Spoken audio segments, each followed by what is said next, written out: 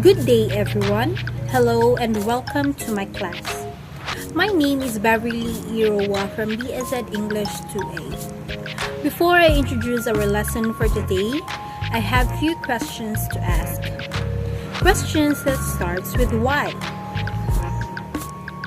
So the first question is, why do we need to assess students' performance?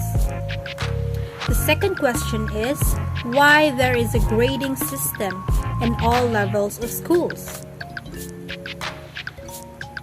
So for the question number 1, assessment is a key component of learning because it helps students to learn. When students are able to see how they are doing in a class, they are able to determine whether or not they understand the course material. For the question number 2, the purpose of a grading system is to give feedback to students so they can take charge of their learning and to provide information to all who support the students, teachers, special educators, parents, and others. So our lesson for today is all about grading system, focusing on the topic all about norm reference grading system. But before we start our discussion, allow me to present our learning outcomes. So at the end of the lesson, students should be able to first is define grading system and how it evolved. Second is explain norm reference grading system. The third one is analyze how to determine norm reference grading in a class. And lastly, demonstrate the advantages and disadvantages of norm reference grading system.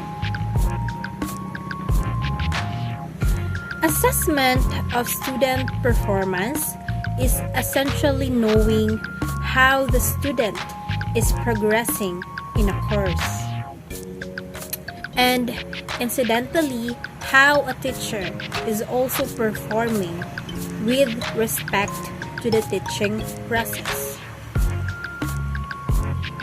The first step in assessment is, of course, testing, either by some pencil paper, objective tests, or by some performance-based testing procedure, followed by a decision to grade the performance of the student.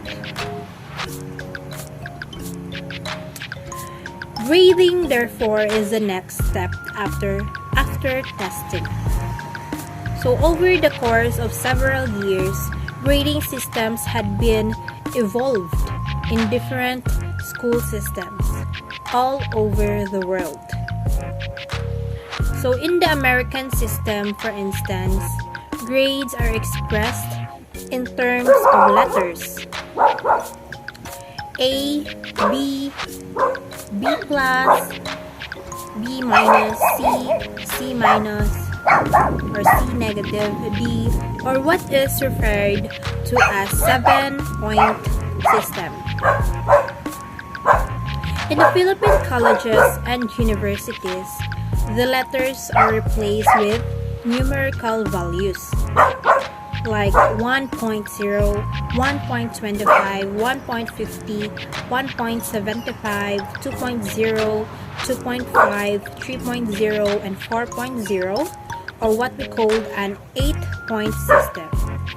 So in basic education, grades are expressed as percentages of accomplishment, such as 80% or 75%. With the implementation of the K-12 basic education curriculum, students' performance is expressed in terms of level of proficiency. So So whatever be the system of grading adopted, it is clear that there appears to be a need to convert raw score values into the corresponding standard grading system. So what is norm reference grading system? This is the most commonly used grading system that falls under the category of norm reference grading. So norm reference grading refers to a grading system wherein a student's grade is placed in relation to the performance of a group. Thus, in this system, a grade of 80 means that the student performed better than or same as 80% of the class or a group. So for example, consider the following two sets of scores in an English 1 class for two sections of 10 students each. So for section A is the scores are 30, 40, 50, 55, 60, 65, 70, 75, 80, and 85. For section B is 60, 65, 70, 75, 80, 85, 90, 90, 95, and 100. So in the first class, the student who got a raw score of 75 would get a grade of 80%. While in the second class, the same grade of 80% would correspond to a raw score of 90. So indeed, if the tests used for the two classes are the same, it would be rather unfair. It is an unfair system of grading.